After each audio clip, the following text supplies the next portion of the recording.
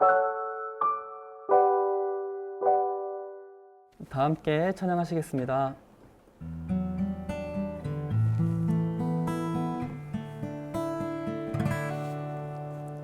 예수 그 이름 나는 말할 수 없네. 그 이름 속에 있는 비밀은 그 이름 속에 있는 사랑은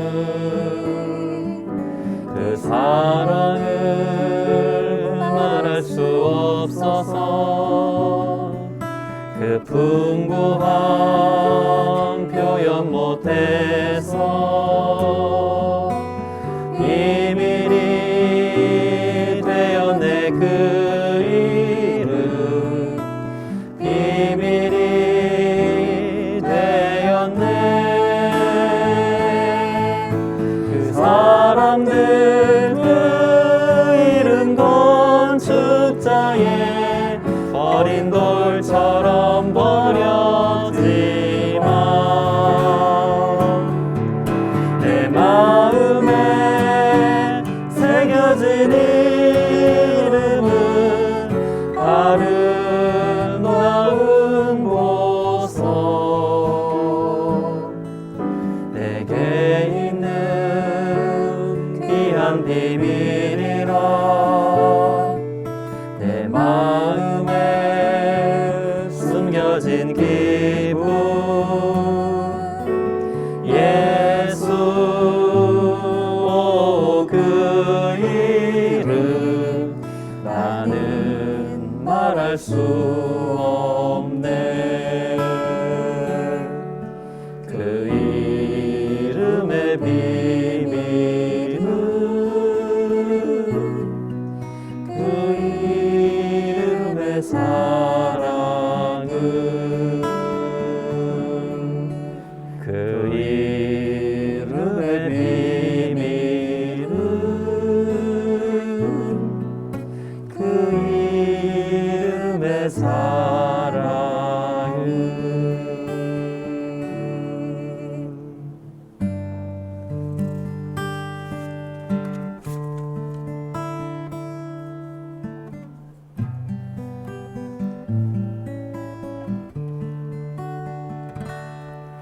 너 예수께 조용히 나가 내 모든 짐 내려놓고 주 십자가 사랑을 믿어 죄사함을 너 받으라. 주 예수께 조용히 나가 내 마음을 쏟아놓으라.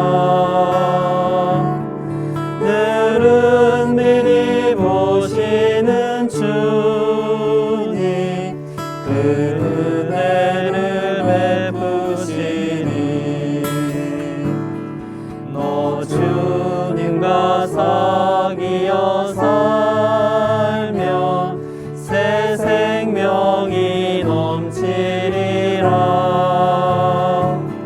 주 예수를 찾는 이 앞에 참 밝은 빛 비추어라.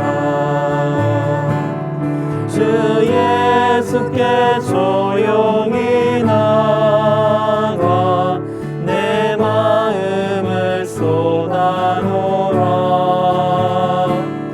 늘은 미리 보시는 주님 그 은혜를 베푸시리.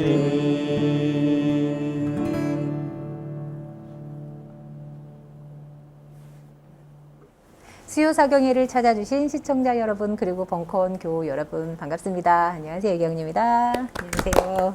그리고 이 자리 원래 백미님이 오셔야 되는데 백미님이 코로나 때문에 못 오셔가지고 여기 생명사랑교회 강미희 전도사님 오셨습니다. 안녕하세요. 안녕하세요. 반갑습니다. 그리고 유기농 수도사님 안녕하세요. 네, 반갑습니다. 반갑습니다. 한문동 목사님 안녕하세요. 네, 반갑습니다. 반갑습니다. 여러분 2주 만에 뵙겠습니다. 네, 2주 만에 뵙겠습니다. 아, 다들 너무 반갑습니다. 강민희 선생님 네. 어떠세요? 이렇게 반주를 이렇게 해보시니 이렇게 카메라를 앞에 두고 반주를 해보시니 어떠세요? 정말 오랜만에 왔는데 네. 여전히 떨리네요. 떨리시죠? 정상입니다. 마음 편히 그냥 하시면 됩니다. 우리 전사님이 반주할 수 있어서 참 좋아요. 우리 그러게요. 우리 저희 교회도 반주자, 네. 성가대 지휘도 다 하시는 하여튼간 네. 아주 훌륭한 분이 계신데 네네. 가끔 일이 있을 때 그렇죠. 못 나올 수가 있거든요. 네, 그렇죠. 주일이든 예배 촬영이든 네네. 전사님이 언제나 대타로 잘 그러니까 아니 해주셔서 그러게요. 좋아요. 네. 이렇게 데이터로 이렇게 계시다가 이제 쭉 들어오시는 것도 백미님 아시면 큰일 날 소리. 어떻게 2주 동안 잘 지내셨어요? 아, 저요? 네. 잘 지냈다라고 하면 좀 거짓말 같고. 아 대선 끝나고 그렇죠. 되게 대선 끝나고 또 네. 목사님과 또 일요일 날 방송도 토요일 날 했군요. 방송도 네. 하고 했는데 그 분이 삭히지를 않더라고요. 근데 그걸 단시간 내에 그냥 마음을 가라앉힌다는 건 거의 불가능하다고 봐서 네. 그냥 차분하게 그 마음을 좀 옆에서 좀 바라보면서 내가 아닌 다른 사람으로서 바라보면서 마음을 좀 더 사귀게 됐고, 저보다 훨씬 더 많은 스트레스를 가지고 계신 분들이 너무 많으셔가지고 그렇죠. 저의 어떤 고통은 아무것도 아니다라고 생각해서 좀 스스로 위로를 좀 삼았죠. 그렇게 됐죠. 그렇죠. 어떠셨어요? 강미 전도사님 이번 대선 이후로? 저는 그 목사님이 수요 네. 예배 때 네. 어떨 것 같냐고 막 물어봤었거든요. 네. 저는 진짜 모르겠다고. 정말 간소한 차이일 것 같다 였는데 정말 간소한 차이더라고요. 네. 근데 이게 목사님 뭐 이제는 그 결과는 이미 된 거고 네. 이제 남은 시간을 어떻게 살지를 그렇죠. 좀 더 고민을 해야 되지 않을까 네. 그렇게 생각을 하고 있습니다. 그러게요. 목사님 어떻게 저희가 이제 이걸 해석하고 바라봐야 될까요? 나온 결과니까 뭐 어쩔 수 없긴 하지만. 그렇죠. 네. 강민 전사님 하셨는데 네. 이제 대선 당일날 네. 그날 저희는 수요 예배가 있었거든요. 네. 그래서 그때 오신 장로님들하고 등등 어떻게 될 것 같냐 네. 이런 얘기를 했어요. 제가 45만 표 이긴다 그랬지. 아 이긴다고요? 45만 45만 표 표로? 이긴다. 네, 다른 장로님 한 분은 120만 표로 이긴다. 이긴다는 이긴다 또한 했어요, 이재명이? 장로님은 네, 이기면 한 대통령. 70 정도. 네네. 그리고 이제 우리 강민 전사님이 아주 근소한 차이로 이길 수 있다. 아. 그런데 우리 권사님 한 분이 네. 근소한 차이로 질 수도 있다. 오. 그렇게 얘기하셔가지고 우리 그 권사님한테 다 밥 사줘야 되는데 지금. 근데 제가 이제 그렇게 생각했던 저 나름대로 계산이 있었거든요. 예. 근데 제가 계산을 틀렸다라고 생각이 든 게 예. 출구 조사를 보면서였어요. 아. 출구 조사에서 MBC인가 네. JTBC인가 제가 기억이 잘 안 나는데 막 옮겨가면서 봤거든. 예. MBC로 거의 MBC 같긴 한데 네. 거기서 출구 조사한 사람들의 여러 가지를 분석했더라고요. 예. 그래서 2017년 대선 때에 네. 자기가 어떤 성향인가, 진보인가 보수인가, 그리고 지금 2022년에 자기가 진보인가 보수인가 이걸 물었어요. 네. 근데 그 결과를 보고 제가 내가 틀릴 수 있겠다 생각을 바로 했거든요. 아. 왜냐하면 2017년 대선 때 진보라고 생각하는 사람이 한 30, 네. 보수가 한 30 이랬거든요. 네. 네. 근데 2022년 때 자기를 진보라고 생각하는 사람이 21.6%로 줄었어요. 아. 나는 여전히 30으로 놓고 계산했거든. 아. 30, 30, 중도 35. 네네. 이렇게 되면 우리가 정말 내가 45만 표는 이긴다. 예. 분명히 이렇게 생각했는데 이게 줄어서 나오는 거야. 그래서 불안한데? 아. 그런데 아니나 다를까 12시 30분 넘어서 역전되더니 그러니까요. 계속 그게 끝까지 갔죠. 그러더라고. 자, 이제 그러고 저도 고민이 많죠. 이걸 어떻게 해석해야 되나? 네. 그리고 어떻게 지냈냐라고 물어보면 여기 오늘 찬송가 부른 대로 주 예수께 조용히나 내 모든 짐을 내려놓고 아이고 주여. 네, 그런 의도로 주 뽑았습니다. 주여. 주 예수의 은혜를 입어 내 슬픔이 없어지기를 아하 진짜. 그렇게 생각도 했는데 네. 근데 저는 이제 제가 그 김성수 TV에 나가서도 말씀을 드렸지만 네. 저는 다른 방식으로 이해할 필요가 있다고 생각합니다. 네. 그리고 그리스도인으로서도 그렇고 그래서 제가 그 얘기만 오늘 간단하게 좀 하고 예. 싶어요. 그러니까 결국 민주주의는 네. 국민이 주인이고 국민이 우리 대신 일을 하라고 대통령을 머슴으로 뽑는 겁니다. 네. 그런데 국가의 일을 하려면 힘도 있어야 되고 능력도 있어야 돼요. 그런 게 없으면 그 국가의 대사를 하기가 어렵죠, 사실은. 그런데 지금 이번 대선에 어쨌든 1614만 명은 이재명 네. 후보를 지지했고 네네. 1640만은 윤석열 씨를 지지한 거예요. 네네. 그러니까 거의 반반이죠. 그렇죠. 근데 그 둘 다가 국민입니다. 네. 둘 다가 국민이에요. 그- 일단은 이걸 네. 생각을 해야 되고 뭐 국민이 다 언제나 옳지는 않겠죠. 네. 그러나 그럼에도 불구하고 어쨌든 국민들이 선택한 것을 통해서 네. 역사가 어떻게 진보할 것인가를 나는 큰 틀에서 봐야 된다. 이렇게 네. 생각을 하고 네네.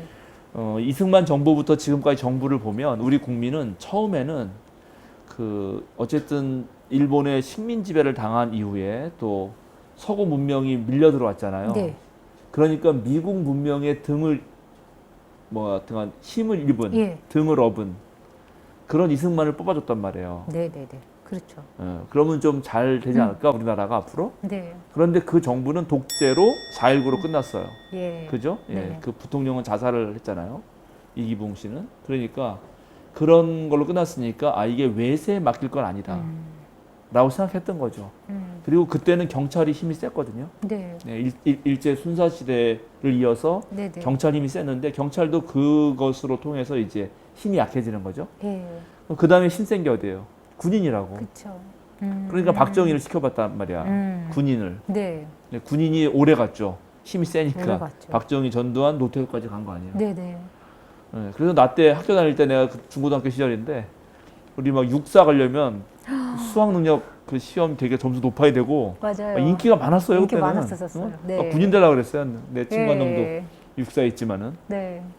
하여튼 그런 것도 많았는데 그러나 그것도 역시 그 힘이라는 게 네. 물론 경제 발전 그건 대한 분석이 많이 필요하지만 어쨌든 대다수 일반 국민이 생각할 때 그래도 박정희가 경제 발전한 거 아니냐 그런 쪽도 있고 네. 즉 산업화 세력이라고 불리는 그러나 또 한편으로는 엄청난 그 힘을 가지고 독재를 했잖아요. 네. 그러니까 민주화 세력도 있는 거 아니에요. 그렇죠. 그래서 그 과정을 겪어봤죠.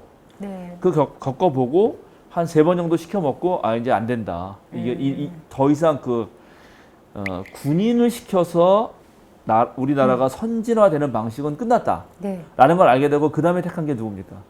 그 다음이 재벌 한번 택해본 거예요. 아. 이명박. 네. 재벌이 돈 좀 더 잘 벌어주려나? 우리 경제 아, 문제를 해결해 주려나? 예를 들어서. 그런데 우리가 알게 됐죠. 국가의 모든 이익을 자기의 재산 불리는 데 쓰더라. 네. 그런 걸 알게 되고 지금 감옥 네. 가 있지 않습니까? 어쨌든. 그리고 또 그 군인의 힘, 그 재벌이 못한 어떤 것들 때문에 박정희가 다시 신화가 살짝 생기고 그 아쉬움이 남으면서 그 딸이 됐잖아요. 네. 근데 우리 알았잖아요. 딸이 바보라는 거를. 이런 방식으로 제가 역사를 가만히 보면 우리 국민은 그런 모든 과정을 통해서 이 사회의 권력자들을 하나씩 머슴을 시켜봤죠. 네. 머슴을 시켜보면서 우리 국민들도 깨닫고 어떤 게 더 민주화된다는 것을 깨닫게 되는 거죠. 그러면서 또 그게 별게 아니구나라는 걸 알게 되는 거죠. 네. 그래서 이번에 나온 게 이제 마지막 남은 권력이라고 할 수 있는 아. 검찰과 언론인데 네. 그리고 한쪽은 행정가죠. 유능한 네. 행정가. 네네. 거기가 붙은 거예요. 그쵸. 행정과 검찰이 붙은 네, 거네요. 행정과 검찰이 붙은 거예요. 잘 네. 보세요. 근데 우리 국민이 행정가를 택하길 나는 바랬지만 예. 우리는 바랬지만 그러나 또 상당수의 국민은 마지막 한 번 더 힘 있는 검찰을 시켜보자고 한 거죠. 자, 여기서 이제 어떻게 볼 것이냐의 문제인데 네. 검찰이 만약에 잘해요. 국민의 말을 잘 들어서 정말 뭐 국민과 소통하겠다는 거 아닙니까? 뭐 국민을 하나 되겠다고 하면서 네. 그러면서 용산으로 옮기는 게 정말 소통할지는 모르겠지만은 어쨌든 그게 옮기겠다고 하는데 네. 아니 뭐 그러면서 하겠다고 하는데 정말 그래서 이제 윤석열 당선자가 대통령이 되셔서 국민의 뜻대로 잘 받들어서 머슴 역할을 해내면 그건 우리 국민에게 행복한 일이고 좋은 일입니다. 네. 그런데 대통령이 돼서도 국민의 말을 안 듣고 그리고 검찰처럼 어쨌든 국가가 공무원으로서 국가가 준 거대한 힘을 어떤 집단의 이익을 위해 사용한다든지 기득권 세력에 붙어서 거기에 네. 편승한다. 그러면 내가 보기에 지난 역사 살펴보니까 그건 검찰 권력의 무덤이 될 거다. 아. 그러면서 한 번 더 우리 국민이 깨닫게 될 거다. 아. 그러면 이제 뭐랄까요? 우리가 87년 그러니까 네. 광주 때부터 시작해서 그 민주화 투쟁을 한 오랜 역사가 이제 촛불 시민을 통해서 상당히 네. 뭐랄까요? 우리 삶 속에 아주 깊이 들어와 있는데 네. 네. 이번 한 번 더 겪고 나면 훨씬 더 이제 완전히 뿌리를 내려서 모든 권력이라고 하는 것들이 네. 전부 다 우리 국민들의 어떤 뭐랄까요? 이런 소나기에서 네. 놀게 될 거다. 지금 마지막 권력을 한번 가져놓고 해보는- 네. 국민이 한 번 더 실험을 해보는 거다라고 아. 이해하는 게 좋겠다. 제가 그렇게 얘기했어요. 네. 그래서 예수님의 십자가 죽음이 그냥 볼 때는 패배였지만 네. 그걸 통해서 로마의 권력이 얼마나 적나라하게 나쁜 것인지 네네. 얼마나 악한 것인지를 적나라하게 보여주면서 네네. 결국은 로마가 망했잖아요. 네. 예수님의 부활한 예수님이 승리하고 그래서 그런 결과들을 낳게 될 거다. 그러니까 패배는 패배만이 아니고 그거는 부활을 위한 준비일 수도 있고 우리 사회가 더 깊이 성숙하는 그런 계기가 될 수도 있다. 그래서 그걸 좀 보자. 라고 성수대로에 가서 얘기했어요. 그 프로 네. 저도 봤어요. 네네. 그러니까 저도 그렇게 생각을 좀 네. 하고요. 그래서 앞으로 5년 동안 다시 한번 말하지만 우리 국민은 이제 그 옛날 국민이 아닙니다. 네. 우리 2016년, 17년 촛불을 들었던 국민이고 그래서 정권을 한번 끌어내린 이제 경험이 생긴 네. 국민이에요. 정확하게 탄핵을 시켰고 정확한 법적 절차를 통해서 감옥을 보냈잖아요. 그러니까 그건 아주 의미 있는 거고 이제 또 누군가가 또 그렇게 우리 말을 듣지 않고 권력을 가지고 국민 위에 서려고 하는 순간 우리 국민은 언제든지 끌어내릴 거예요. 그래서 이제 그런 생각을 가지시고 일단 거대한 것에 상처를 받으면 소소한 것에서 희망을 찾아야 되거든요. 유기현 수사님 찬양도 좀 들으시고 2018년에 개봉한 영화가 있는데 네. 막달라 마리아 부활의 어. 증인이라는 영화가 있어요. 네. 막달라 마리아하고 이제 부제가 부활의 증인인데 네. 네. 그리스도인들은 그런 영화도 좀 보시고 넷플릭스에 올라와 있어요. 그래요? 예, 봐야겠네요. 상당히 좋은 영화이거든요. 네. 그래서 뭐 그런 영화도 보고 네. 아니면 맛있는 것도 뭐 드시고 하여튼 하고 싶은 것도 좀 열심히 하고 그러면서 또 잘 네. 보내면 된다. 그래요. 처음에는 정말로 이게 진짜 진짜 저도 되게 많이 낙담을 하긴 했었거든요. 저희 지지하는 분도 있었으니까. 근데 이제 이게 저뿐만이 아니라 정말 울었다, 우울증이 왔다, 식음이 전폐한다 이러는 소문들이 자꾸 들리는 거예요. 그러면서 이제 저희 평화나무 후원하시는 분들이 또 탈퇴까지 하시고 제가 너무 진짜 마음이 저도 힘든데 아니 전화들 없어요.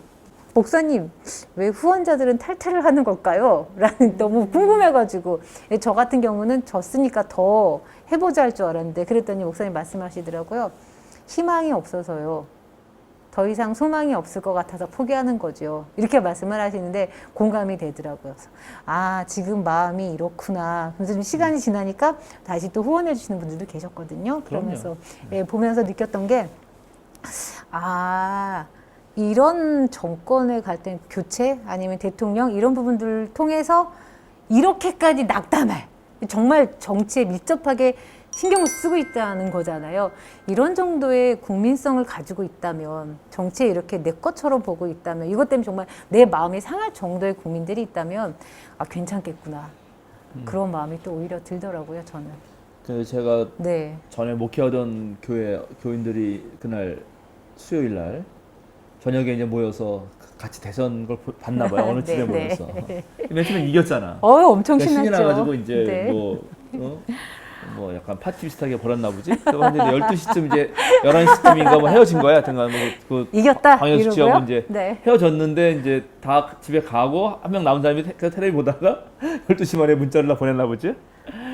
한 분이 그걸 받고 이틀 동안 울었다는 거 아니에요? 이틀 동안. 정말요. 그랬다 그러더라고요. 이틀 동안 정말 서럽게 울었대요. 근데 하여튼간 그런 마음들이 있는데 그 1919년 3월 1일 날부터 시작된 물론 그 전부터 시작됐지만 사실은 3.1 독립운동 네. 그게 거의 1년 넘게 가거든요.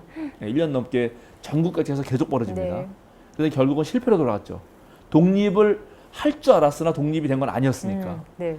그때 엄청 많은 사람들이 되게 좌절감에 빠집니다. 그리고 많은 사람들이 친일파가 돼요. 독립군 운동하는 사람들도 왜냐하면 희망을 잃기 때문에. 네. 한국 개신교는 민족적인 종교였는데 대다수가 이제 그런 민족과 사회의 희망을 잃고 개인적인 내세, 개인적인 뭐 영적인 거, 영혼 구원과 네. 내세 지향으로 바뀌어요. 네, 이제 그럴 때 이제 안 바뀌신 분들이 계시죠. 뭐 김교신 선생님이라든가 우리 기장을 세운 목사님인 김재준 목사님 계열들은 끝까지 지키는데 그렇게 끝까지 지킬 수 있었던 거는 역사를 길게 볼 수 있기 때문이에요. 네, 길게 보면 나쁜 게 나쁜 거가 꼭 아닐 수 있다. 네. 좋은 게 언제나 좋은 것만이 아닐 수도 있다. 그래서 더 중요한 거는 이번 계기를 삼아서 어떻게 우리나라, 우리 사회와 우리나라를 더 낫게 만들 것인가. 지금 네. 그 민주당사 앞에 가가지고 지금 그 비대위도 제대로 꾸리라 그러면서 지금 난리가 났잖아요. 네. 또 많은 네. 그 당원들이 가입을 해서 네. 뭔가 직접 바꾸겠다고 하는 네. 그런 운동이 벌어졌잖아요. 네. 뭐 제가 어느 당에 관심 있는 건 아니지만 저는 이제 그런 국민들의 움직임 같은 것들이 그게 그런 것 같아요. 대단히 의미 있는 네. 작동이다. 그렇게 이해해야 된다고 생각하는 네, 거죠. 저도 그렇게 느껴지더라고요. 희망을 버릴 필요는 없습니다. 그러니까요. 네, 우리들이 살아있는 한 끝까지 그럼요. 질기게 싸워 이기는 놈이 이기게 돼 있어요. 국민이 주인이랍니다. 네, 네. 오늘 저기 들어가죠. 네, 본문. 네. 예, 예. 오늘은 사도행전 6장 8절부터 네. 7장 60절까지 읽어야 되는데 너무 길기 때문에 네. 7장은 스데반의 엄청난 설교입니다. 그래서 그거 네네. 다 읽을 수는 없고 일단 사도행전 6장 8절부터 15절 네. 그것만 읽어볼까요? 오늘은 강민희 전도사님이 읽어주시면 어떨까요? 네. 네. 네, 스데반은 은혜와 능력이 충만해서 백성 가운데서 놀라운 일과 큰 기적을 행하고 있었다. 그때 구레네 사람 알렉산드리아 사람과 길리기아와 아시아에서 온 사람으로 구성된 이른바 리버디노 회당에 소속된 사람들 가운데에서 몇이 들고 일어나서 스데반과 논쟁을 벌였다. 그러나 스데반이 지혜와 성령으로 말하므로 그들은 스데반을 당해낼 수 없었다. 그러므로 그들은 사람들을 선동하여 스데반이 모세와 하나님을 모독하는 말을 하는 것을 우리가 들었습니다 하고 말하게 하였다. 그리고 백성과 장로들과 율법학자들을 부추기고 스데반에게로 몰려가 그를 붙잡아서 공의회로 끌고 왔다. 그리고 거짓 증인들을 세워서 이렇게 말하게 하였다. 이 사람은 쉴 새 없이 이 거룩한 곳과 율법을 거슬러 말을 합니다. 이 사람이 나사렛 예수가 이곳을 헐고 또 모세가 우리에게 전하여 준 규례를 뜯어 고칠 것이라고 말하는 것을 우리가 들었습니다. 공의회에 앉아있는 사람들이 모두 스데반을 주목하여 보니 그 얼굴이 천사의 얼굴과 같았다. 네. 고맙습니다. 일단 거기까지 15절까지 좋습니다. 일단 이 스데반이 이제 갑자기 등장하는 거죠. 네. 네. 물론 지난번 우리가 114강에서 네. 내부 분열이 생겼고 예. 그리스어를 할 줄 아는 디아스포라 유대인과 히브리어를 할 줄 아는 디아스포라 유대인 사이에서 특별히 이제 그리스말 하는 사람들의 과부가 구제에서 빠지는 일 때문에 분란이 생겼고 12사도가 있는 것처럼 7집사를 세웠는데 그 중에 한 명이 스데반이었습니다. 그죠? 네. 스데반이라는 이름은 멸류관이라는 뜻이에요. 멸류관. 그래서 이름도 멋있죠. 네. 멸류관이라는 게 원래 황제가 쓰는 건데 네. 어쨌든 이 스데반이 갑자기 이제 핵심적으로 등장합니다. 핵심적으로 등장해서 멋지게 연설을 하고 어떻게 됐죠? 장렬히 사라지십니다. 아니 설교 한 번 했다고 바로 죽어요. 예, 장렬히 사라지십니다. 이게 진짜 참 이해하기 어려운데. 얼마나 대단한 설교를 했길래 그러니까 그러니까요. 사도행전에서 가장 긴 설교거든요. 가장 긴 설교고 네. 읽어보면은 이 부분이 너무 그 이스라엘 역사를 쭉 막 나열하기 때문에 사실은 지루하게 느껴질 수도 있거든요. 네. 그런데 어쨌든 이걸 듣고 사람들이 흥분해가지고 네. 죽여버린다 이거죠. 네.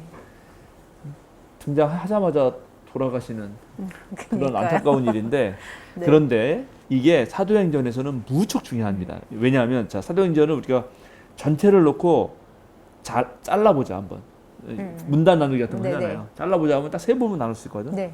처음에 사도들의 예루살렘 활동, 네. 그 다음에 유대와 사마리아, 그 다음에 땅끝 네. 이거거든. 네, 네. 그러니까 사도행전은 정말 교회가 점점 확산되는 거예요. 네, 네. 유대와 사마리아가 7장까지고요. 네. 8장에서 12장이 아니 예루살렘이 네, 네. 7장까지고요. 그다음에 유대와 사마리아가 8장부터 12장이에요. 13장부터는 이제 바울 사도의 그 선교 여행이 돼가지고 땅끝까지 계속 펼쳐나가는 걸로 끝납니다. 네. 그런데 바로 예루살렘에서 유대와 사마리아로 넘어가는, 네. 그리고 실제로 이제 땅끝까지 가게 하는 이방 선교의 그 한 핵심적인 그 뭐랄까 중간에 네. 스데반이 탁 서 있어요. 이 최초의 지도자가. 그래서 이게 되게 중요합니다. 네. 과연 스데반이 언제 등장했을까? 언제쯤? 그거는 만약 최소한 바울 이전이잖아요. 그렇죠. 그죠? 바울 이전이고. 그다음에 예수님 돌아가신 이후이고 네. 앞에서 사도들이 활약할 때니까 네. 최소한 예수님 돌아가시고 나서 한 1년 6개월? 한 18개월 정도가 안 돼서, 왜냐면 네. 그 뒤에 좀 더 바울이 등장하거든. 아, 그러니까 그 안에서 활약을 하신 거거든요. 네. 예, 이건 아주 이른 시기에 짧으셨네요. 어떻게든 어떤 이름이 스테반 아까 말한 헬라식 이름을 가진 사람이니까 네. 이 사람도 디아스포라 유대인이었을 거고, 그러나 그리스 말을 했을 거고, 네. 근데 빨리 어쨌든 예수님 그 안에, 그죠? 그 예수 공동체에 가입이 된 거고, 네. 거기에서 계속해서 성령과 지혜가 또 능력이 충만하다 그러고 계속 그런 말을 하는 거 보니까 아주 이른 시기에 지도력을 확보한 사람이잖아요. 네. 그런 사람입니다. 자, 일단 이 정도로 우리 그 스테반에 대한 좀 얘기를 해보면서 우리 한 절 한 절씩 한번 읽어보시죠. 네. 자, 스테반이 한 일이 8절. 은혜와 능력이 충만합니다. 네. 그리고 백성 가운데서 놀라운 일과 큰 기적을 행하죠. 네. 예, 이거는 보통 앞에서는 다 다른 사도들에게, 베드로나 그죠, 다른 사도들에게 네. 붙였던 말들이죠. 네. 예, 그는 똑같아요. 그 스테반도 그 12사도와 동일한 정도의 능력을 가지고 있다. 네. 하나님이 스테반과 함께 한다는 걸 보여줍니다. 그랬더니 어떻게 됐냐면 구레네 사람, 알렉산드리아 사람, 길리기아와 아시아에서 온 사람으로 구성된 이른바 리버디노 회당에 소속된 사람들 가운데서 몇몇이 들고 일어나 스테반과 논쟁을 벌였다. 야, 이제 이 부분부터가 조금 생각을 해봐야 됩니다. 이 부분부터가. 일단 그 회당은 뭐 하는 곳인가요? 수도사님. 성전하고 회당하고 뭐가 다르죠?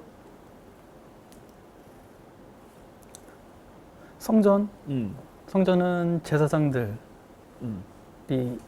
하나님께 예배드리는 곳이라고 봐야죠. 그 제사 지내는 곳이죠. 네네. 하나님 앞에 제사 지내는 곳. 네. 예, 제사장들이 백성들이 오면 네. 예, 대신해서 이제 다 그거 하는 거죠. 회당은 토론하고 하나님의 말씀을 배우는 곳? 그렇죠. 네. 회당은 그 성전은 하나죠. 네. 네. 원래 옛날에 성전이 여러 곳이었는데 네, 네. 그거를 이제 다윗과 솔로몬 시절에 예루살렘으로 네. 하나로 만듭니다. 이걸 중앙 성소화 작업이라 그래요. 성소를 하나로 만들면서 이제 국가의 어떤 질서도 되게 뭐랄까 전제적인, 네. 약간 독재 비슷한 중앙 성소화라는 건 언제나 그런 거예요. 거기를 예루살렘을 중심으로만 이제 모든 게 재편되는 거죠. 네. 지방 분권이 아니에요. 중앙 집권, 중앙 집권이 되는 건데, 그러나 회당은 전국에 흩어져 있는 거죠. 예, 전국에 흩어져 있고 그 회당이라는 공간은 유대인들이 예배도 하고, 그 다음에 교육도 하고, 말한 대로 토론도 하고, 그 다음에 작은 재판 같은 것도 했어요. 그런 역할을 하는 곳이 네네. 회당인데, 여기에 지금 예루살렘에 리버디노 회당이라는 게 있었다는 거잖아요. 네. 그 유대인들의 어떤 그 라피드의 전승에 의하면 성전이 멸망하기 전에, 성전이 네. 멸망하잖아요. 멸망하기 전에 예루살렘에 있는 회당이 한 480개 정도 있었다 그래요. 많았네요. 엄청 많죠. 엄청 많네요. 근데 회당이라 그럴 때 여러분 계속 그 건물을 떠올리기 쉬운데 네. 건물은 아니라는 거예요. 아. 네, 건물은 아니고 그 모이는 장소를 회당이라고 하는 게 아니라 그 모이는 모임의 사람들을 회당이라고 네네. 그러는 거였어요. 이거는 유대인 남자 12명 이상이 네. 구성되면 회당이에요? 회당이라는 걸 인정해줘요. 그러면은 회당이 저 디아스포라 전국에 다, 그러니까 각지에 있었잖아요. 네. 여러 군데 네. 퍼져서. 그러면 네. 그 회당이라는 것이 사람들이 모여서 바울도 회당에 가서 네. 설교라고 그러는 그렇죠. 그 회당이 건물 회당이 아니라 건물도 있을 수 있죠. 네. 그러나 우리 뭐 옛날에 느티나무 밑에 가면 어르신들 모여서 장기도 두고 박수 그렇죠. 그러잖아요. 그런 장소일 수도 있는 거예요. 아. 넓은 공터일 수도 있고 누구네 집일 수도 있어요. 아, 그러니까 그 많은 사람들이 네. 모이는 네, 그래서 결국은 그런 유대교 신앙을 가지고 네. 이 사람들이 모여서 아까 말한 네. 교육과 토론과 예배와 아. 이런 역할을 하는 그런 것을 통틀어서 학교 같은 개념이 네, 있어요. 그러니까 학교일 수도 있고 마을회관일 수도 있고 네. 약간 그런 느낌이에요. 음. 예, 그런 느낌의 것들이 많이 있었고 예루살렘에도 뭐 480개나 있었다니까. 네, 네. 그리고 거기에 이제 여기 리버디노 회당이라고 정해 나오잖아요. 네. 리버디노라는 말은 이게 자유인이라는 뜻인데 네. 라틴어로 네. 이거는 그 기원전 63년에 폼페이우스가 유대를 정복하잖아요. 네, 네. 그때 전부 다 포로로 잡혀갔던 사람들이 네. 이제 나중에 풀려나요. 해방이 돼. 그래서 자유인의 신분을 얻고 다시 돌아옵니다. 네. 다시 돌아와서 그들끼리 모여서 이런 회당을 하나 만든 거예요. 그 목사님, 그럼 리버디노 회당은 예루살렘에도 있고 뭐 사마리아도 있고 다른 데도 있고 이럴 수 있는 거예요? 그건 모르죠. 모르는데 네. 이 사람들은 하여튼 몰라요. 모르는데 예루살렘에 확실히 있는 건 확실한 거지. 네. 그 사람들이 예루살렘 돌아온 거죠. 돌아와서 자기네들끼리 모여 회당을 만든 거죠. 아, 네. 그런 사람들이 만든 거다. 아, 네. 이 회당은. 그러니까 이 사람들도 일종의 디아스포라 유대인들인 거죠. 네, 네. 예. 그리고 많은 전 세계로 터져 있던 디아스포라 유대인들이 말년을 네. 예루살렘 근처에서 네. 살고 싶고 거기서 또 무덤에 묻히고 싶고 이런 소망이 있어서 많이 왔다 그랬잖아요. 네, 네. 근데 왔을 때 그 중에 일부는 여전히 히브리어도 할 줄 알고 네. 그리스어도 할 줄 알아요. 네. 외국에 있으니까. 네. 근데 어떤 사람은 히브리어를 완전히 잊어버릴 수도 있어요. 근데 본토에 있는 사람들은 히브리어를 잘 하겠죠. 네. 그러니까 거기에 다르고 또 어디에 사느냐에 따라서 문화들을 다르게 문화를 입혀왔기 때문에 다시 예루살렘에 돌아와도 먼저 살던 곳 사람들하고도 친하게 지낼 수 있잖아요. 네. 그러니까 뭐 예를 들어서 미국에 이민 갔던 사람들이 돌아오면 한국에 어디 자기네들의 어떤 모임을 만드는데 같이 미국 이민자들끼리 만든다든지 중국 네네네. 이민 이렇게 네네네네. 이런 식으로 아. 온갖 회당이 만들어졌는데 네. 그 중에 하나가 리버디노 회당이었다는 거죠. 네. 그래서 리버디노 회장에 있는 사람들하고 뭔가 이 초기에 지금 일곱 집사로 표현되는 스데반하고 뭔가 논쟁을 했다는 거 아닙니까? 네. 뭔가 입장이 달랐다는 거예요. 입장이. 그러게요. 예, 입장이 달랐다는 건데 그 네. 입장 다른 걸 좀 봅시다. 뭐가 달랐던 건가? 어쨌든 스데반도 디아스포라 유대인이고 네. 여기 리버디노 회당도 디아스포라 유대인이에요. 네. 그러니까 디아스포라 유대인들이 다시 돌아와서 그들 사이에서 뭔가 문제가 생긴 거예요, 지금. 네. 그러나 스데반이 지혜와 성령으로 말함으로 스데반을 당해낼 수 없었다. 어쨌든 일단 스데반 승. 네.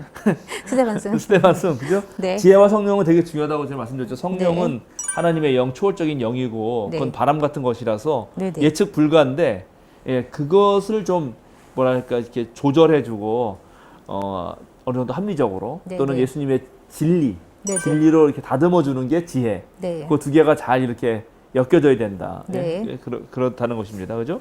지금 이렇게 우리가 같이 수요상에 방송하다가 갑자기 수도사님이 하나님의 음성을 들었다고 해서 막 떠들면 안 되잖아요. 그 집 앞 방언으로. 그러면 이제 성령 충만하다고 우리가 말할 수 없잖아요. 아니죠. 그러니까 그런 식으로 이게 예. 균형 잡혀야 된다. 네네. 그러니까 지금 스데반은 그 두 가지 다 했다는 거예요. 네. 하나님의 영으로도 충만하고 그런 어떤 철학적 지식이라든가 예, 또는 예. 유대교의 어떤 진리라든가 지혜 네. 전통도 충분해서 네. 그걸 가지고 얘기를 잘 했는 모양이에요. 그랬더니 당해낼 수가 없으니까 이제 어떻게 했냐면 사람들을 선동해요. 이게 참 나빠, 그지? 그렇죠. 진짜 나빠.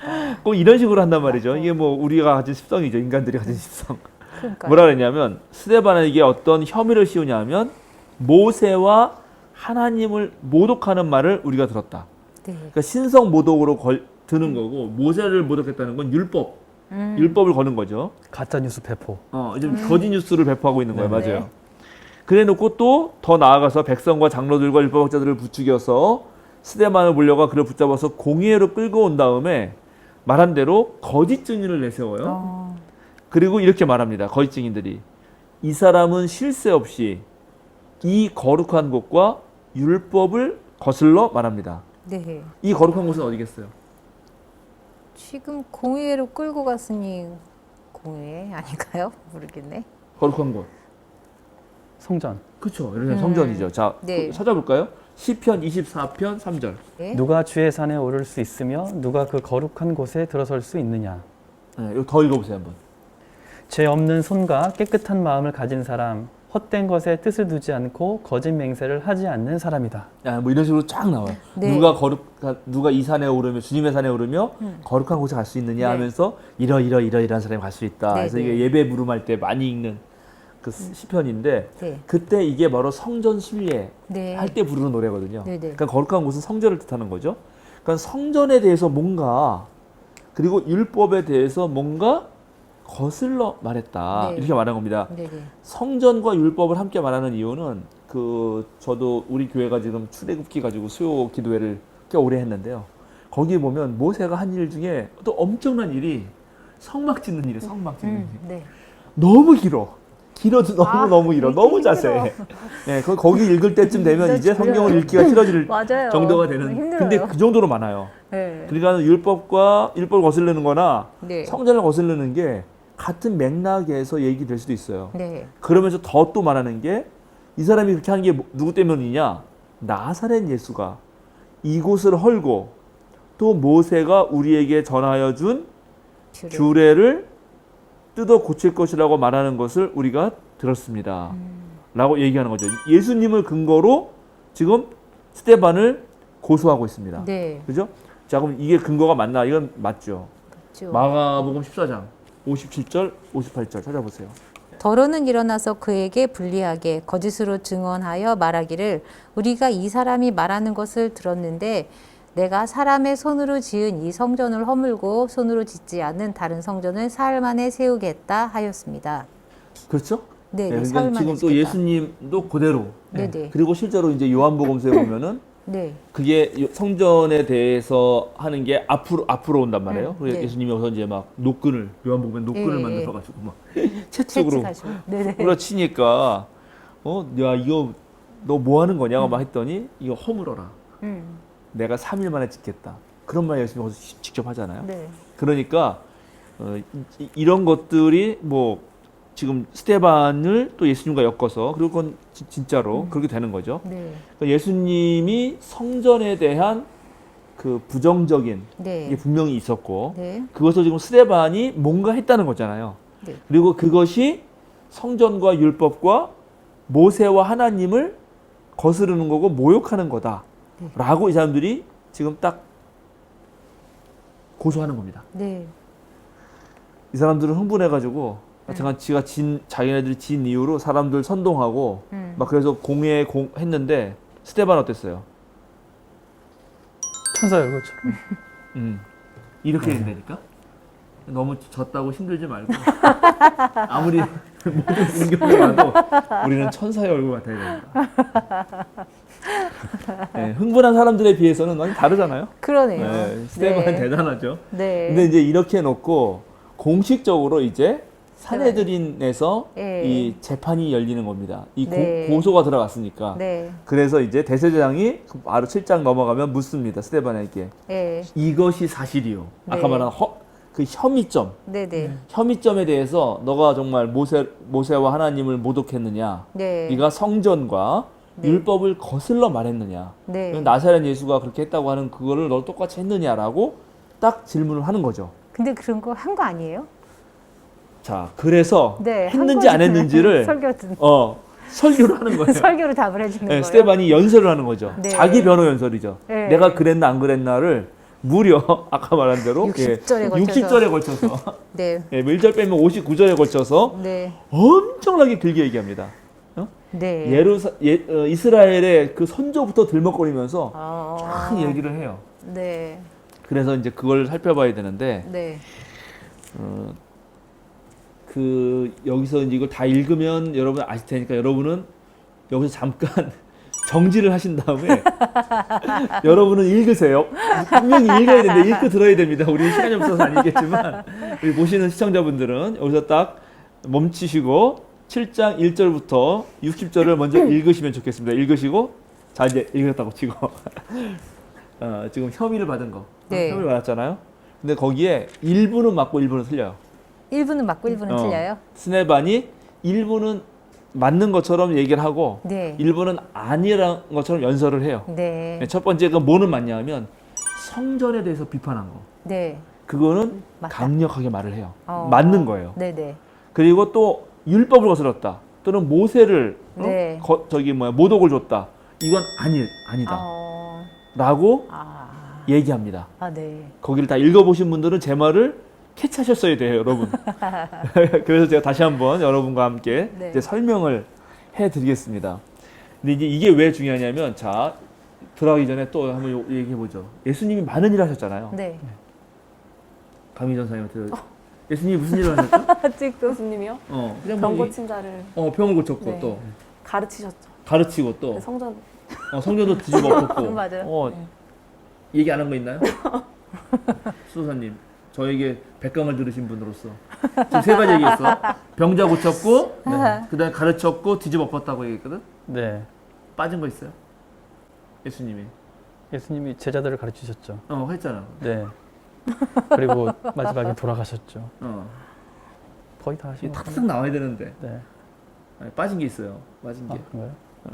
귀신을 쫓아냈고 네. 그 다음에 함께 밥을 먹었어요. 아, 네. 요거까지 더 놓여져 있다. 이거는 예수님이 돌아가시고 나서 그 제자들이 여러 가지를 기억할 수 있잖아요. 네. 특별히 자기에게 다가왔던 거. 어떤 사람들은 예수님의 가르침이 마음속에 깊이 다가왔을 수 있어요. 그래서 예수님의 그 유명한 말들, 막 산상설교의 네. 그 주옥 같은 말들 있잖아요. 그죠? 네. 가난한 사람은 복이 있다. 막 써가지고 예. 난 가난하지만 맞아 하나님이 나를 더 사랑하실 거야. 이런 거 좀 위로받으면 살 수 있어요. 네. 어떤 사람은 예수님이 귀신 쫓아낸 게 그게 가슴 깊이 다가올 수 있죠. 네. 나도 막 귀신 들려가지고 막 그랬는데 예수님이 나 고쳐줬잖아. 네. 그래서 평생 그걸 못 잊을 거예요. 그렇게 다 기억되는데 어떤 게 기억이 안 됐나? 어떤 게 기억이 안 됐나? 어떤 게 더 예수님이 한 많은 것 중에 어떤 것이 약화되고 어떤 것만 강화됐나? 이런 걸 생각해 볼 수 있잖아요. 어떤 것이 사라져갈 위기에 있나? 특별히 사도행전을 읽으면 힌트 이미 다 얘기했잖아요. 처음 초대 그리스도인들이 어디에 모여요? 성전에 온단 말이야. 네. 그럼 예수님이 성전을 비판했는데 네. 여기는 강도들의 소굴이라 그랬잖아요. 네. 그지? 네, 그랬죠. 여기 만민이 기도하는 집인데 너희가 강도들의 소굴을 만들었구나. 그러면 초기 베드로나 요한이나 이런 애들이 성전에 기도하러 가야 되겠어? 안 가야 되겠어? 안 가야 되는구나. 그러네요. 근데 놀랍게 지금 사도행전은 내내 성전에서 앞에서 모였네요. 성전 주변에서 네. 베드로도 성전을 가르쳤어요. 네. 물론 나중에 집에서도 가르쳐요. 네, 네. 그리고 제가 이제 성전에서 집으로 조금씩 옮겨간다고 네, 얘기는 네, 했지만 그러나 너무 재밌게 성전 주변에서 계속 일들이 벌어지잖아요. 네. 그 하체 부자율자를 네. 고친 하체 장애인을 고친 이야기도 성전 그쵸. 미문에서 했잖아요. 네네. 그러네요. 자, 그러면 누가 예수님의 중요한 전승, 성전에 대한 비판 전승을 누가 지금 확 제기하고 있는가? 스데반이 하고 있는 스데반이 하고 거네요. 있습니다. 스데반. 어. 이게 재밌는 거예요. 아. 예수님의 강력한 지금 네. 예루살렘 성전만을 중심으로 가지고 있던 어떤 네. 기득권 체계, 네네. 이거를 초대 교회조차도 네. 어떤 면에서 다시 성전 중심으로 가게 될지도 모르고 이렇게 되면 결과적으로 어떻게 될 것인가? 그러면 그리스도교는 아마 유대교의 소종파로 그냥 끝까지 남아있다가 소멸될지도 모르죠. 아. 그런데 이 성전 중심으로 했던 엄청난 유대교 전체의 그 기득권 체제에 대한 노골적인 비판을 제일 처음 하는 사람이 스테반이라는 거예요. 근데 그때 말씀하시기를 그 제자들이 성전으로 모였던 이유는 성전의 어떤 그 전통성을 이어가고 맞아요. 정통성을 이어가고 있다라는 걸 보여주기 위해서 성전에 가서 모였던 그 의도도 있는 거였잖아요. 그렇죠. 그러니까는 성전에 대한 예. 양면이 다 있는 거예요. 아. 성전이 전통성이 없는 건 아니야. 네. 근데 그거를 잘 이어가냐 못 이어가냐는 또 다른 문제라는 거지. 아. 무슨 말인지 알겠죠? 네. 그러니까 하나님의 전으로서 네. 나름대로 역할을 했던 거 좋아. 네. 그런데 그것만 전부로 여기면 되냐 안 되냐? 아. 이럴 때 스테반은 안 된다. 안 된다라고 아. 말했던 것이고 아. 이것이 이제 8장 넘어가면 엄청난 박해를 불러옵니다. 근데 그래서 여기서 살짝 이제 힌트를 다시 한번 주면서 8장 1절 읽어볼까요? 누가 한번 읽어보세요. 8장 1절. 사울은 스데반이 죽임당한 것을 마땅하게 여겼다. 네. 그날에 예루살렘 교회에 큰 박해가 일어났다. 그래서 사도들 이외에는 모두 유대 지방과 사마리아 지방으로 흩어졌다. 여기 되게 재밌는데 박해를 받아서 흩어지는데 누구 이외에는? 사도들 외에는. 사도들은 왜 안 흩어지죠? 그냥 계속 남아있고 싶었나 보죠. 사도들은 박해를 안 받았다는 얘기예요. 어머, 사도들은 그럼 예루살렘 친화적이다 아니다? 친화적이다. 친화적이다라는 거야. 어머, 근데 여기 지금 그 외의 나쁘다. 사람들만 흩어진다는 거 아니에요. 어머, 그러면 지금 흩어진 사람들은 누구 편일까? 스데반 스데반 편이겠지. 편이겠네요. 사도들은 그럼 성전 친화적이었고 그 기득권층이랑 이렇게 뭐 손을 잡는 것까지 너무 그런 이게 그런 아주 분위기인 묘합니다. 거예요? 지금 이게 네. 묘해. 사도행전을 쓴 저자가 네. 사도들을 엄청 존중하지만 네. 기독교 역사 속에서 어떤 식으로 기독교가 흘러가고 있는가를 보는 거죠. 예, 그거의 그 핵심에 지금 스데반이 서 있고 스데반의 설교가 있어요. 자, 그래서 첫 번째 이제 스데반의 비판을 우리가 들어야 됩니다. 들어야 네. 되는데 첫 번째는 성전 하나님이 성전에만 계시냐? 이 얘기를 하고 싶은 거예요. 자, 7장 2절 읽어주세요. 7장 2절. 스데반이 말하였다. 부영 여러분 내 말을 들어보십시오. 우리 조상 아브라함이 하란에 거주하기 전에 아직 메소포타미아에 있을 때에 영광의 하나님께서 그에게 나타나셔서 말씀하시기를. 자, 하나님이 아브라함에 나타나셔 말씀하실 때가 성전에서 말씀하셨나요? 어디에서 했다고요, 지금? 메소포타미아. 메소포타미아. 메소포타미아는 이방 땅이잖아요. 네. 완전 이방 땅이에요. 네. 근데 거기서도 하나님이 이제 나타나셔서 아브라함에게 말씀하시지 않느냐. 네. 자, 7장 9절 10절. 그런데 그 족장들은 요셉을 시기하여 이집트에다 팔아 넘겼습니다. 그러나 하나님께서 그와 함께 하셔서 모든 환난에서 그를 건져내시고 그에게 은총과 지혜를 주셔서 이집트의 바로 왕에게 총애를 받게 하셨습니다. 바로는 그를 총리로 세워서 이집트와 자기 온 집을 다스리게 하였습니다. 자, 또 유명한 족장 요셉은 어때요? 요셉은 이집트에서 예. 있는데 하나님이 함께 하셔가지고 음. 이집트에서조차 하나님이 바로 네. 왕을 시켜서 요셉을 총리 세웠다. 네. 7장 30절 33절. 40년이 지난 뒤에 천사가 시내산 광야에서 가시나무 떨기 불길 속에서 모세에게 나타났습니다. 모세가 이 광경을 보고 기이하게 여겨서 자세하게 보려고 가까이 가는데 주의 음성이 들렸습니다. 나는 내 조상의 하나님 곧 아브라함의 하나님 이삭의 하나님 야곱의 하나님이다. 모세는 무서워서 감히 바라보지 못하였습니다. 그때 주께서 모세에게 말씀하셨습니다. 내 신을 벗어라. 내가 서 있는 곳은 거룩한 땅이다. 나는 이집트에 있는 내 백성이 학대받는 것을 분명히 보았고 또 그들이 신음하는 소리를 들었다. 그러므로 나는 그들을 구원하려고 내려왔다. 이제 내가 너를 이집트로 보내니 너는 가거라. 모세가 지금 하나님 만난 곳도 성전 아닙니다. 아니네요. 그리고 여기에서는 이제 시내산이라고. 근데 뭐 그 구약에서는 호렙산. 네. 뭐 같은 곳이라고 생각이 됩니다. 사실은. 네네. 같은 곳인데 거기를 하나님이 거룩한 땅이다. 거룩한 곳이다 이렇게 말하잖아요. 네. 이걸 지금 막 얘기한단 말이에요. 또 38절. 7장 38절. 이 사람은 이스라엘 백성이 광야에서 회중으로 모여 있을 때에 시내산에서 그에게 말하는 천사와 우리 조상들 사이에 중개자가 되어서 산 말씀을 받아서 우리에게 전해준 사람입니다. 네. 모세를 설명해 주는데 모세가 지금 하나님 말씀을 받아서 회중에게 전달해 준 곳도 광야죠. 네. 그러니까 이스라엘 백성이 하나님 만난 곳, 하나님 말씀 만난 곳도 성전이 아니고 광야였다는 거예요. 놀랍게 지금 50절 엄청 길게 얘기하는데 그 앞에 한 40 몇 절을 전부 다 성전 없을 때 얘기를 해. 네. 스데반이. 네, 네. 그리고 거기서 하나님이 활약한 거를 막 얘기하는 거야. 아, 네. 하나님이 성전 안에 있다고? 아. 그러면서 이제 뒷부분에 와가지고 그래도 성전은 의미가 있지 의미가 없는 건 아니야. 모세가 하나님 만나는 장소로 장막을 만들었잖아. 네. 장막 만들어서 그게 이제 이어져가지고 다윗과 솔로몬이 돼라고 얘기를 안 하는 건 아닙니다. 하긴 합니다. 네. 그 부분 한번 읽어볼 거예요. 네. 44절에서 50절. 우리 조상들이 광야에 살 때 그들에게 증거의 장막이 있었습니다. 그것은 모세에게 말씀하시는 분이 지시하신 대로 만든 것인데 모세가 본형을 따라 만들었습니다. 우리 조상들은 이 장막을 물려받아서 하나님께서 우리 조상들 앞에서 쫓아내신 이방 민족들의 땅을 차지할 때에 여호수아와 함께 그것을 그 땅에 가지고 들어왔고 다윗 시대까지 물려주었습니다.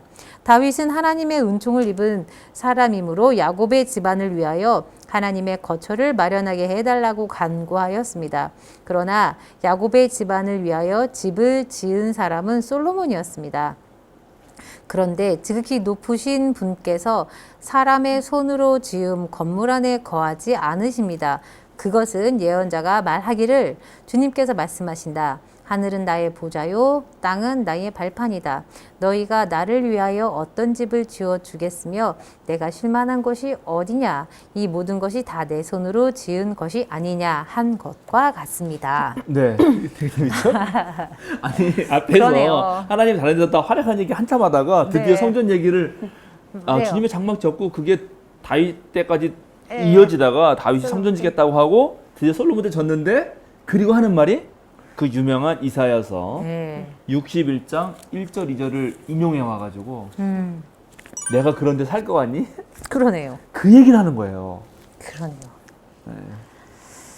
자 아시겠죠? 이제 근데 더 중요한 거는 거기에 지금 49절 40 몇 절이냐? 48절에 네. 그런데 지극히 높으신 분께서는 사람의 손으로 지은 건물 안에 거하지 않으신다 이렇게 나오잖아요. 네. 사람의 손으로 짓다는 말이 나와요. 네. 네. 근데 사람의 손으로 짓는다는 얘기를 그 앞에서 이 스데반이 광야에서 이스라엘 백성들이 제일 잘못한 것 중에 하나가 황금 송아지 이야기거든. 네. 그 얘기를 하면서 뭐라고 하냐면 제가 읽어줄게요. 41절입니다. 그때 그들은 송아지를 만들어 놓고서 그 우상에게 희생제물을 바치고 자기들의 손으로 만든 것을 두고 즐거워했습니다. 이렇게 해가지고 우상을 자기들의 손으로 만들었다는 말을 똑같이 사람들의 손으로 성전 만들었다라고 똑같이 말해요. 그러면 여기서 성전도 우상이 된 것처럼 말하고 있는 거예요? 그래요. 그러니까 그러니까 이제 이 얘기를 듣다가 네네. 열 받아 안 받아 유대인들? 열 받죠. 하나님을 모독하고 성전을 거스르고 있잖아요. 지금 성전이 완전히 지금 생각해 보세요. 지금 이 예루살렘 주변에 있는 사람들은 네. 성전 때문에 온 거란 말이에요. 그렇죠. 디아스포라 유대인들이 전부 다 성전에 와서 성전 옆에서 네. 오래 살고 싶고 네. 여기를 정말 하나님 만나고 싶고 네네. 이런 말을 하러 그렇게 살고 싶어서 온 사람들 앞에서 네. 그리고 거기 본토인들은 또 예루살렘이 본토이니까 얼마나 이게 네. 소중하겠어요. 하나님이 여기 머무시고 하나님의 영광이 있고 하나님의 그쵸. 말씀이 있고 네. 계명이 있는 이곳인데 그런데 스데반이 가만 듣고 보니까 그것도 사람들의 손으로 지은 우상일 뿐이다라고 얘기하잖아요. 어머, 충격이었겠네요. 이러니 흥분하지 않을 수 없죠. 자, 공의회라고 하는 거는 정확한 법적 질서에 따라서 차분히 네. 재판하는 곳입니다. 얘기를 들어야 되죠. 우리 앞에 네네. 가말리엘이 일어나서 예. 부형 여러분 생각해 보십시오. 이게 지금 사람의 손에 난 겁니까? 이러면서 풀려났잖아요. 네네. 그렇게 됐어야 되거든. 그런데 결과는 그렇게 안 됐죠. 갑자기 사람들이 흥분해가지고 끌고 나가서 돌쳐 죽여버렸어요. 그럴만하지 근데. 그럴만하죠. 그럴만하죠. 이 그럴만한 정도는 것에 이제 그럴만하죠. 기름을 붓는 걸 또 보여드릴게요. 이제 첫 번째는 이렇습니다. 스데반이 역시 성전 안에 하나님이 머무르는 분은 아니다. 이 충격일 수 있는 게 네. 그게 모든 사람들이 그 모든 유대인들이 엄청 모이잖아요. 거기가 하나님이 계신 곳이라고 생각해서. 그렇죠. 근데 또 왜 왔냐 여기 무슨 이러면은 맞아요. 정말 그럴 수 있겠네요. 자 그러면서 네. 이제 정말 율법을 거스르는 것, 모세를 거스르는 건 누구냐? 나냐 너희냐? 이렇게 얘기를 하면서 네. 사실은 너희다라는 얘기를 하려고 그래요. 자 어디야? 7장 23절 29절 읽어주세요. 23, 29. 모세가 40살이 되었을 때 그의 마음에 자기 동족인 이스라엘 사람의 사정을 살펴볼 생각이 났습니다. 어느 날 그는 자기 동족 한 사람이 억울한 일을 당하는 것을 보고 그의 편을 들어 이집트 사람을 때려 죽여서 압박받는 사람의 원한을 풀어주었습니다. 그는 자기 동족들이 하나님께서 자기 손을 빌어 그들을 구원하여 주신다는 것을 깨달을 줄로 생각하였는데 그들은 깨닫지 못하였습니다. 이튿날 모세는 동족들이 서로 싸우고 있는 것을 보고 그들을 화해시키려고 이 사람들아 그대들은 한 형제 아닌가? 그런데 어찌하여 서로 해하는가? 하고 말하였습니다.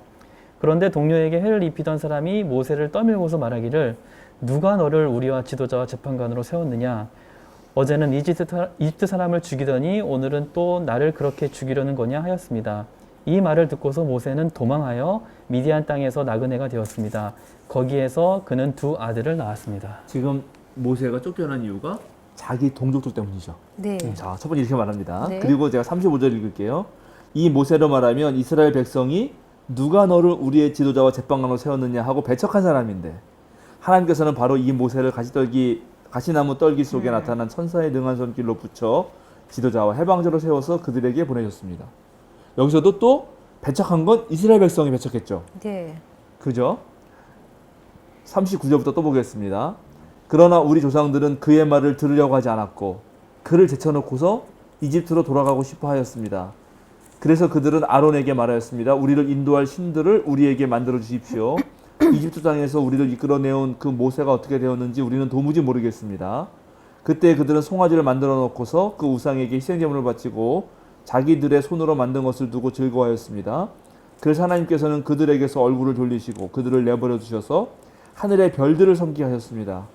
이것은 예언자들의 책에 기록된 바와 같습니다. 이스라엘 가문아, 너희가 40년 동안 광야에 있을 때에 희생물과 제물을 내게 바친 일이 있었느냐? 너희는 몰렉 신의 장막과 레판 신의 별을 받들었다. 그것들은 너희가 경배하려고 만든 형상들이 아니더냐? 그러므로 나는 너희를 바빌론 저쪽으로 옮겨버리겠다. 바벨론 포로로 끌려가게 된 거를 이때 한 걸로까지 얘기를 해요. 엄청나죠? 네. 예. 그래놓고 이제 자 51절부터 제가 또 볼게요. 목이 곧고 마음과 귀에 할례를 받지 못한 사람들이요. 이건 이제 스데반이 하는 말입니다. 네. 당신들은 언제나 성령을 거역하고 있습니다. 당신네 조상들이 한 그대로 당신들도 하고 있습니다. 당신들의 조상들이 박해하지 않은 예언자가 한 사람이라도 있었습니까? 여기도 아까 제가 읽질 않았는데 모세가 나와 같은 예언자를 보내주신다. 네. 그렇게 하나님 말씀하신 게 있거든요. 그 말을 인용하고 그는 그때 모세는 예언자처럼 네. 인식돼요. 근데 이스라엘 백성들이 모세를 박해했잖아요. 모세뿐만 아니라 계속 그래왔다는 거예요. 네. 자, 그래놓고 계속 그들은 의인이 올 것을 예언한 사람을 죽였고 이제 당신들은 그 의인을 배반하고 죽였습니다. 당신들은 천사들이 전해준 율법을 받기만 하고 지키지는 않았습니다. 이렇게 얘기합니다. 스데반이. 여기서 의인을 죽인 건 의인이 누굴까요? 예수님. 예수님이죠. 네, 예수님이죠. 이렇게 하면서 네. 나는 모세의 법을 오히려 잘 따르고 지키는 사람이다. 네. 근데 너희 조상들이 모세를 배척하고 예언자를 배척하고 예수님까지 죽인 것처럼 네. 지금 나한테도 그렇게 하고 있는 거 아니냐. 어. 이렇게까지 말을 하는 거죠. 이제 죽을 일만 남았죠. 그래서 54절 그들은 이 말을 듣고 격분해서 스데반에게 이를 갈았다. 그렇죠? 네. 그런데 스데반이 성령이 충만하여 하늘을 쳐다보니 하나님의 영광이 보이고 네. 예수께서 하나님의 오른쪽에 서 계신 것이 보였다. 네. 그래서 그는 보십시오 하늘이 열려 있고 하나님의 오른쪽에 인자가 서 계신 것이 보입니다 하고 말하였다. 네. 사람들은 귀를 막고 큰 소리를 지르고 일제히 스데반에게 달려들어 그를 성 바깥으로 끌어내서 돌로 쳤다. 증인들은 옷을 벗어서 사울이라는 청년의 발 앞에 두었다. 사람들이 스데반을 돌로 칠 때에 스데반은 주 예수님 내 영혼을 받아주십시오 하고 부르짖었다. 그리고 무릎을 꿇고서 큰 소리로 주님 이 죄를 저 사람들에게 돌리지 마십시오 하고 외쳤다. 이 말을 하고 스데반은 잠들었다. 잠들었다. 이렇게 순교합니다. 근데 자, 일단 아까 말한 대로 율법을 거슬렀다. 성전과 율법을 거슬렀다. 모세와 하나님을 모독했다. 혐의였습니다. 스데반은 성전을 거스른 거 맞아요. 네. 그러나 자신은 율법을 거스르지도 않았고 모세를 거스르는 것도 아니고 하나님을 거역한 것도 아니다. 오히려 성전을 니네가 우상 숭배하면서 그것을 근거로 모세와 율법을 거스른 것은 너희들이다. 궁극적으로 너희는 하나님 보내신 예수님을 죽여버렸다. 이렇게 말한 거죠. 그래서 사람들이 흥분했고요. 그래서 가다가 이제 죽여버린 거죠. 근데 죽일 때에 자 우리가 또 기억해야 되는데 네. 스데반이 하늘을 봤는데 뭘 봤다고요? 55절 다시 한번. 하나님의 영광이 보였다고 했어요. 영광이 보이고 또 예수님께서 어. 하나님의 오른쪽에 서 계셨다. 자, 이거가 중요합니다. 누가복음 22장 66절에서 71절 읽어주세요.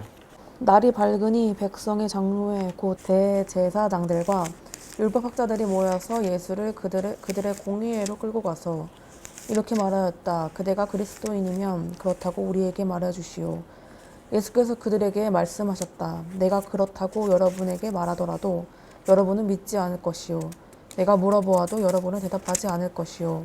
그러나 이제부터 인자는 전능하신 하나님의 오른쪽에 앉게 될 것이요. 그러자 모두가 말하였다. 그러면 그대가 하나님의 아들이요. 예수께서 그들에게 말씀하셨다. 내가 그라고 여러분이 말하고 있소. 그러자 그들은 말하였다. 이제 우리에게 무슨 증언이 더 필요하겠소. 우리가 그의 입에서 나오는 말을 직접 들었으니 말이요. 예수님이 지금 뭐라 그러냐면 재판 받으실 때 계속 너가 그리스도냐 뭐 하나님의 아들이냐 뭐 왕이냐 네네. 그랬을 때 그런 거 모르겠는데 니네들이 나를 어떻게 하나님 말씀. 하나님의 오른편에 앉아 있는 걸 보게 될 거다. 자, 언제 보게 된 거죠? 스데반이 스데반이 봤잖아요. 봤네요. 스데반이 확증해 준단 말이야, 이거를. 어... 진짜 그러하시다고. 대단하죠? 그러니까 이제 뭐 명확한 거죠. 예수님이 재판받아서 죽인 것도 유대 성전 기득권자들이고 네. 근데 그때 이렇게 말했는데 진짜 그거를 스데반이 오늘 확증해 주죠. 그건 이 사람들이 더 이상 못 참죠. 죽여버리는데 스데반이 어떻게 하느냐. 주 예수님 내 영혼을 받아주십시오. 이거 누가 한 네. 말입니까? 예수님께서. 자, 누가복음 23장 46절인가요? 46절. 예수께서 큰 소리를 부르짖어 말씀하셨다. 아버지, 내 영혼을 아버지 손에 맡깁니다. 이 말씀을 하시고 그는 숨을 거두셨다. 그렇죠. 네. 그 다음에 또 스데반이 뭐라 했냐면 주님 이 죄를 저 사람들 돌리지 마십시오라고 얘기하죠. 네. 자, 누가복음 23장 34절. 그때 예수께서 말씀하셨다. 아버지, 저 사람들을 용서하여 주십시오. 저 사람들은 자기네가 무슨 일을 하는지 알지 못합니다. 그들은 제비를 뽑아서 예수의 옷을 나누어 가졌다. 어때요? 스데반은 거의 예수님과 동급입니다. 네. 그러네요. 엄청나죠? 예수님과 똑같이 죽을 때 이렇게 말하고 죽어요. 그러니까 이 스데반이 얼마나 중요한지 알겠죠? 네. 저는 지금 이 이야기를 통해서 이제 이런 일이 있고 나서 아까 8장 1절 다시 한번 읽으면 사울이 스데반이 죽임당한 것을 마땅하게 여겼고요. 드디어 이제 사울이 등장합니다. 우리 바울입니다. 네. 같은 분이시죠. 그날 에루살렘 교회에 큰 박해가 일어났어요. 네. 그래서 사도들 이외에는 모두 유대 지방과 사마리아 지방으로 흩어졌다. 아마 여기서 흩어진 사람들이 헬라파 그리스도인들이겠죠. 디아스포라 유대인들. 네네. 그래서 이들이 전부 흩어지면서 이제 전 지역과 사마리아와 나중에 이제 이 바울이 바뀌어서 땅 끝까지 되는 엄청난 일들이 벌어지죠. 네네. 예, 이렇게 되는 겁니다. 결론은.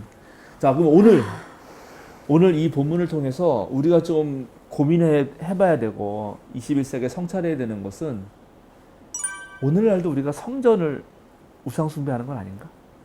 교회가 하나의 우상이 된 건 아닌가요? 그런 거 아닌가요? 성전이 중요하지 않은 건 아니지만 네. 중요하지만 이제 하나님을 성전에 가두고 네네. 온전히 성전에서만 하나님을 만날 수 있고 네. 성전이 모든 것을 다 기능을 네네. 다 가지고 있다라고 하는 그 생각, 예. 그 편협한 생각을 오늘 스데반은 깬 거죠. 어. 그걸 깨니까 이제 거기에 매몰돼 있던 사람들이 스데반을 죽여버립니다. 그러나 하나님은 그 기회를 통해서 이제 드디어 하나님의 활약이 성전을 벗어나서 네. 전 세계에 퍼지고 성전을 대체하는 드디어 교회가 생겨요. 네. 근데 이제 나중에 교회가 우리가 중세 시대로 가보면은 교회가 또 똑같은 성전이 되죠. 네. 그래서 이제 종교개혁가들이 또 일어나서 역사의 반복인 거예요. 예, 또 성전을 깨부셔요. 교회를. 네. 중세의 그 제국과 결탁한 교회를 깨부셔. 네. 그랬더니 이제 각각의 교회가 생겼는데 이제는 개교회가 예, 뭐 대형 교회 네. 하나의 또 성전이 되고. 돼가지고 네. 그럼 거기를 또 깨부수고 또 흩어져서 사람 곁으로 가야 되는 거 아닌가? 예, 과연 누가 율법을 지키고 누가 율법을 어기는 자인지, 네. 누가 하나님에서 받드는 자인지를 오늘 본문을 통해 생각해 볼 수 있겠다. 혹시 질문이나 이런 거 없으세요? 느낌 이런 거? 이제 다 끝났으니까 한 말씀 하셔도 돼요. 네. 저는 이 스테반 설교를 이제 봤을 때 읽으면서도 생각이 든 건데 그 저희가 뭔가 성명서를 내거나 이럴 때 성서 인용을 되게 많이 하잖아요. 네. 할 거면 이렇게 해야 된다. 할 거면 이렇게 해야 된다. 근데 전도사님은 한 목사님이랑 같은 교회시니까 네. 이런 설교 늘 성경 공부 늘 하지 않으세요? 어떠세요? 이렇게 성경 또 공부. 그러니까 목사님 성경 공부나 말씀하시는 거를 옆에서 늘 보시다가 이렇게 수요사경에 참여해서 또 보시면 또 네네. 비슷한가요? 아니면 다른가요? 그러니까 어쨌든 설교는 네. 어쨌든 저희가 이제 정해진 본문으로 자세히 네. 해주시긴 하는데 이렇게 네. 막 디테일하게? 하나하나씩 디테일하게 하기는 쉽지 않으니까 아, 수요사경회 할 때 이렇게 해주시는 것 같아요. 아 그러세요. 좋아요. 그렇구나. 궁금했어요. 아, 네. 이렇게 수사님도 해석을. 네. 오늘 본문을 통해서 느끼시는 거 얘기하시죠. 저같이 성경에 그 깊이가 없는 사람조차도 스테반이 그 얘기한 그 부분, 죽으면서 얘기했던 그 부분을 보면서 이거 주님이 말씀하셨던 내용이랑 똑같은데라고 저는 바로 떠올랐거든요. 네네. 그러니까 이걸 보면서도 지금의 상황이랑 오버랩이 되는 거죠. 아, 이게 이해가 되지 않는 상황들이 계속 연출이 되고 막 그러다 보니까 내 마음을 어디에 두어야 될까라는 생각을 하게 됐었는데 이걸 딱 바라보게 되면서 내가 지금 생각을 고정하고 바라보는 것이 교회고 사람이었던 건 아닌가. 예수님을 바로 보지 않고 그 안엔 예수님이 없으셨구나라는 생각이 좀 들었어요. 그리고 좋은 사람을 들어 쓰셨으면 더 좋았겠지만 하나님께서는 그래도 악한 사람을 들어 쓰셔서 우리나라를 더욱더 좋은 나라로 만들어 주실 거라는 믿음을 갖고 앞으로 생활하고 싶습니다. 전사님도 한 말씀 하시고 제가 또 마지막으로 얘기하고 마쳐도 저요? 될 것 같아요. 저는 이제 음. 이게 들으면서 이제 생겼던 질문이 스데반의 이 말 한마디가 교회 전체를 박해하게 되는 계기가 되었을까? 왜 그랬을까? 이 사람만 딱 처단하면 되잖아요. 근데 이거를 계기로 모든 교인들이 구박을, 박해를 받기 시작하는 거잖아요. 저는 왜 그럴까? 그리고 이 스데반이 했던 말들이 그러니까 특별한 말일 수도 있지만 늘 그 사람들이 들어왔던 말들인 거잖아요. 그거 알았던 건데 이 말 때문에 이렇게 화를 벌럭 냈다라는 것도 저는 그랬구나 이렇게 생각이 되죠. 두 가지 얘기 잘 해주셨는데 네. 첫 번째는 그 지난번에 우리가 일곱 집사를 뽑았을 때 네네. 왜 일곱인가? 네네. 물론 그게 이제 12과 대비해서 이방 상징일 수도 네네. 있는데 그러나 조금 더 약간 이제 역사적인 것에 어떤 흔적이 묻어 있다 그러면 네. 그거는 아까 말한 대로 그런 회당들이 있다 그랬잖아요. 네네. 그러니까 그런 방식으로 헬락의 그리스도인들, 헬락의 디아스포라 유대인들이 모여서 그리스도 공동체가 된 어떤 그런 모임. 네네. 예, 보통 그 사람들이 자기들을 제자들이라고 불렀는데 네네. 그 제자들의 대표들의 확률이 높아요. 스테반, 빌립, 네네. 니가노로 다 이런 사람들이 거기에 대표들 확률이 높고, 그러니까 이 사람이 이렇다는 거는 그 모임이 다 그렇다는 거고, 네. 그러니까 여기를 친다는 거는 거기 전체를 친다는 거죠. 아, 그러니까 이 사람이 개인이 아니라 대표라는 거예요. 대표로 본 거예요. 다 아까 말한 그렇죠. 그리고 다 집사들이 뽑은 게 네, 오늘날 네. 집사가 아니고 교회 지도자라 그랬잖아요. 예, 예. 그거는 헬락의 그리스도인들을 대표하는 사람들인 거고 네. 그 대표로서 스테반이 얘기했으니까 그러면은 그 예. 유대 지도자들은 스데반이 이 말을 하기 전까지는 이 그룹의 음. 사상이나 생각이 이렇다라는 걸 몰랐다라고 봐도 되는 거예요? 알긴 알았을 거 아니에요. 그렇죠. 그러니까 그런 지난번 114강의 내부 분열이 네. 늘 잠재해 있었던 거죠. 사실은. 예. 예, 그런 게 이제 드디어 본격적으로 터져 나온 거라고 네. 보여지는 거죠. 예. 예, 그거는 초기 그리스도교 공동체도 너무나 다양했고 네. 거의 다양한 분파가 있었을 텐데 아. 사도행전에서 알 수 있는 가장 큰 거는 요걸 알 수가 있는 거예요. 그래서 사도들은 박해를 안 받고 그리고 여기 사도들을 제외하고라는 말이 아주 묘한 뉘앙스고 그리고 실제로 이제 베드로나 그런 초기 지도자들이 그 40년대 박해 때 다 네. 흩어지고 나서는 예루살렘의 수장은 예수님의 동생 야고보가 잡게 되는데 예. 훨씬 더 유대화됩니다. 아. 예, 그게 나중에 나올 거예요, 당연히. 그러니까 이제 그런 걸 보면 우리가 그때 분위기를 알 수가 있는 거죠. 그러면 유대화된 이 집단들은 괜찮고 유대화되지 않은 이 집단들이 박해를 받게 그런 된 거죠. 거예요. 그런 거죠. 유대화되지 않은 이 집단의 어떤 대표로 스데반이 이렇게 등장한 거고요. 그런 거죠. 제가 우리 교회가 그 어느 교회에 네, 와서 예배드리거든요. 네네, 그 교회 공간을 빌려줘요. 네네. 예, 한 달에 2번 빌려드리는데 네. 거기가 1년 동안 인터넷으로만 예배 드리다가 정말 모임을 하고 싶어서 찾다가 우리 교회랑 연결이 됐는데 얘기를 듣자 하니 어느 교회에 부목사님이 권고사직을 당한 거예요. 이게 아마 코로나 때문에 어려워서 그랬겠죠. 근데 그걸 너무 부당하다고 느낀 교우들이 함께 그 목사님하고 나왔어 그냥. 그래서 맞는 거예요. 모임을 예배 새로운 교회가 생긴 거죠. 네네. 그래서 그런 방식으로 스데반은 단순히 개인이 아니었다는 거죠. 어머, 네, 네, 그 네. 갈등이 심했었었네요. 네, 그렇게 되는 거고 그 다음에 두 번째 질문이 뭐였지? 왜 이거가 특별한 얘기가 아니고 이 사람들 늘 있던 얘기들인데 왜 이거 갖고 이렇게 화를 내시는지. 아니에요. 근데 특별한 얘기예요. 아, 그래요? 늘 있던 얘기처럼 보이는데 네. 오늘 가만 보면 이제 이런 식으로 이스라엘 역사를 이야기하는 게 구약에 많이 나와요. 여러 군데. 네. 예, 느헤미야도 나오고 여러 군데 나오는데 네. 그 중에서 또 이 스데반이 그건 나중에 다 비교해서 봐야 되거든요. 그건 이제 너무 네네. 복잡하니까 뭐 그렇게까지 내가 안 한 거지만 네. 특별하게 뽑는 거라고요. 특별하게. 아. 다 있던 얘기 엄청 많지만 네네. 그 중에서도 골라는 게 바로 이렇게 골랐다는 거죠. 아까 네, 말한 대로. 네, 네. 그러니까 그게 이제 화가 난 거죠. 아. 어떻게 그때 얘기가 그렇게 하나. 아. 우리 역사를 쭉 가지고 얘기할 때도 관점이 다 다를 수 있잖아요. 네네네. 어떻게 이렇게 얘기를 하지? 이렇게. 반대로 스데반이 이 듣는 사람들한테 정말 기분이 나쁠 수 있는 얘기들만 싹싹 골라가지고 설교를 통해서 얘기를 한 거잖아요. 아, 그런 거죠. 사실은 그래서 설교는 그렇게 이렇게 해라. 뽑아내야 설교는 그렇게 해라. 그 그렇게 얘기했구나. 해서 사실 그런 거죠. 죽음을 예견을 아. 했을 것 같아요. 스데반은. 아. 왜냐면 예수님이 당하신 거랑 똑같은 그런 슬롯대로 이렇게 쭉 나가는 것 같은 느낌이 들었거든요. 네네. 그래서 아마 죽음을 당연시 했기 때문에 천사의 네. 얼굴을 하고 있었던 건 아니었나. 난 죽을 각오가 되어 있어. 예, 그래서 사실은 이제 역사가 사도행전이 그리는 역사를 보면 이 뒤에 이제 주 무대는 이제 예루살렘 성전 또 예루살렘 교회보다는 안디옥 교회가 이제 등장하기 시작합니다. 네네. 그러니까는 이 누가 사도행전을 쓴 저자의 아주 깊은 속에는 이제 하나님의 성전이 어쨌든 망하잖아요. 네네. 유대 전쟁 이후에 네. 이제 그 뒤를 이어서 새로운 공동체가 생겨야 되는데 그 새로운 공동체는 그런 건물이라든지 네. 중앙성소화가 아니라 바울 사도도 계속 말했지만 네. 어떻든 믿는 사람들의 모임, 그 각각이 다 성전이고 그 모임을 통해서 언제든지 뭐라 해야 되나 좀 열린 개방성을 가진 그런 공동체일 거다. 이런 것을 아마 가지고 싶었을 거예요. 그리고 실제로 그렇게 됐기 때문에 기독교가 세계적인 종교가 될 수 있었던 거죠. 네. 그러니까 이제 오늘날 좀 이 본문을 통해서 다시 한번 성찰할 것이 하나가 있는데 뭐냐면 그리스도교뿐만 아니라 그리스도교는 구원을 말하죠. 네. 불교는 해탈을 말합니다.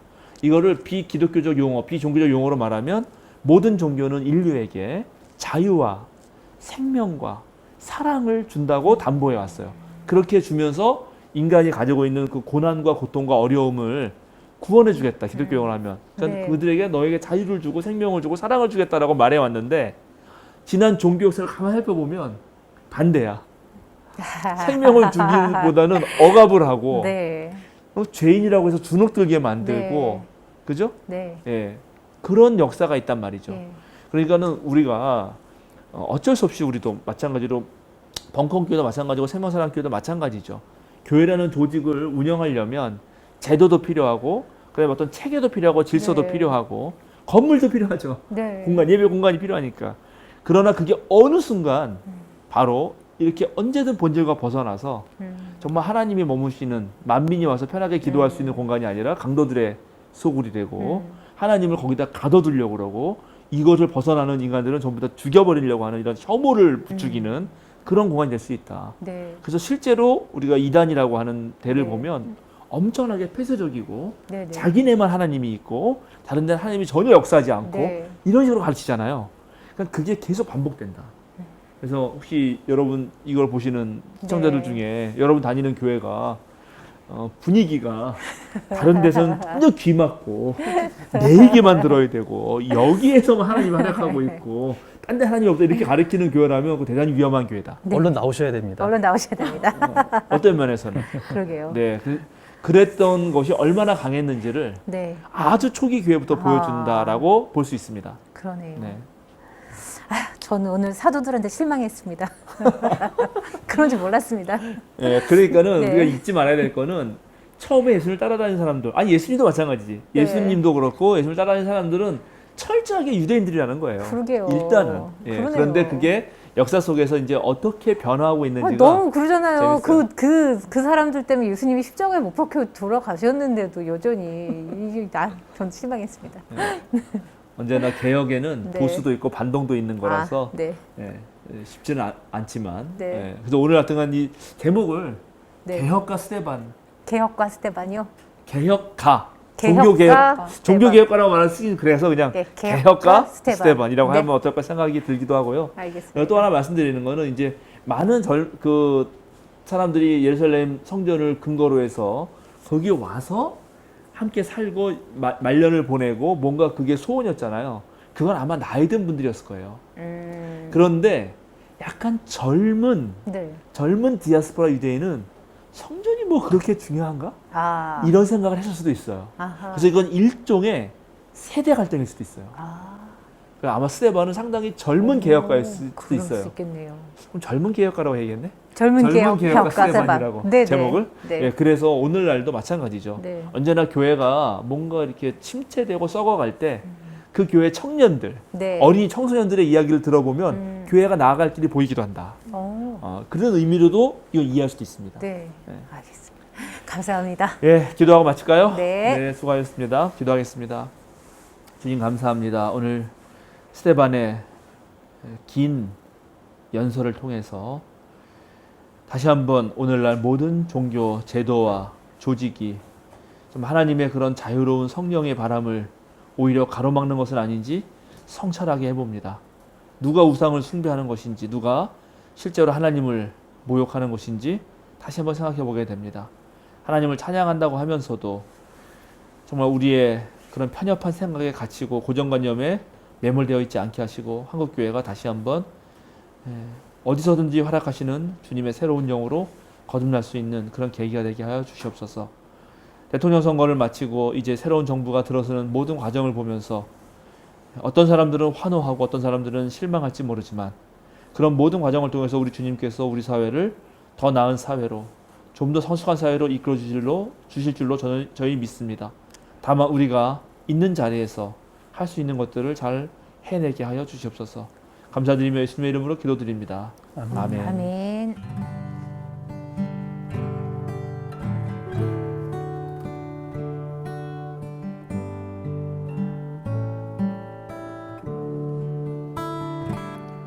주 예수를 친구로 삼아 늘 내 옆에 모시어라.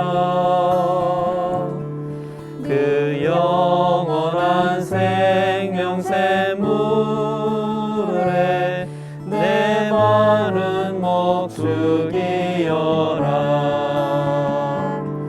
주 예수께 조용히 나가 내 마음을 쏟아놓으라.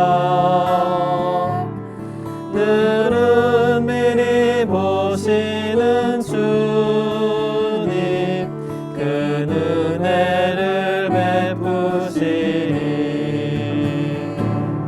주 예수께